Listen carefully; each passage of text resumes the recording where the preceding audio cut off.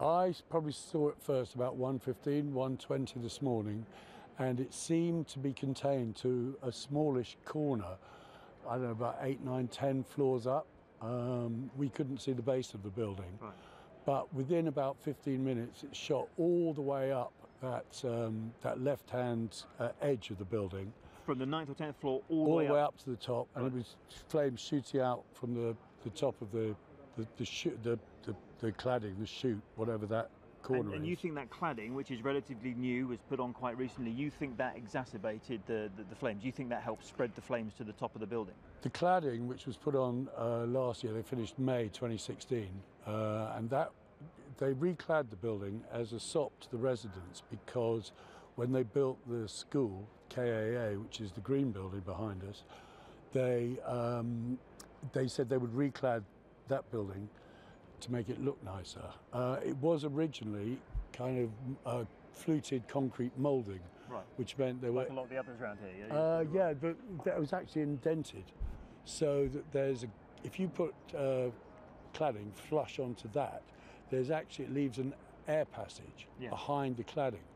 So on that corner behind us, where the indent was at its most extreme, with the right angle clad on it, that must have left more or less was a chimney to take the fire all the way up to the top of the building, and then it was spreading laterally way quicker than it should have done. That cladding just seemed to go up like paper. So from your knowledge, from what you saw, and from how you know the building was renovated, you think the cladding has made that situation much, much worse, and effectively, now we know that people have been killed in there, you think it made it deadly? I would say that cladding had great responsibility for what we've just seen. I mean, I can't understand how it got through any design process, because as we've just seen, it allowed flames to travel at a staggering rate. And what are this document that's doing the rounds at the moment that residents have written to KCTMO, the housing association landlord, effectively saying it's going to take a tragedy for them to realise that what they're doing is wrong? Just explain what was the thinking behind that, which clearly was written before this happened. Yeah, Grenfell Action Group, which is a residents group in there, which was formed actually to fight the new school being dumped on their only bit of open green space. They've had, for some time now, they've had a blog which highlights problems, particularly with the TMO, which is the tenant management organisation, which manages all these buildings for RBKC. And one of their great complaints was the fact that they didn't feel that the fire safety arrangements in Grenfell Tower were anywhere near satisfactory. And we've already heard this morning that people didn't hear an alarm last night. There was no central alarm. The smoke alarms might have gone off in the kitchen, but no alarm in the whole building. No, there was no alarm that went off. That's unbelievable. Yeah, it's absolutely unbelievable, particularly as part of the refurbishment of that block was supposed to improve the fire safety procedures.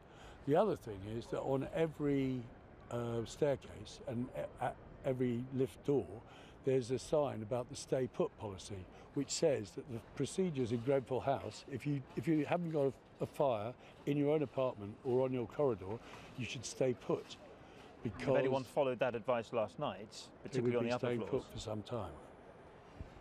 Last point, we've heard a lot of people, eyewitnesses, talking about hearing screams, seeing people trapped, waving flags or lights to let people know they were there. Can you just explain to us briefly what you saw of that last night? And we hear reports of babies being thrown out of windows. What did you see last night?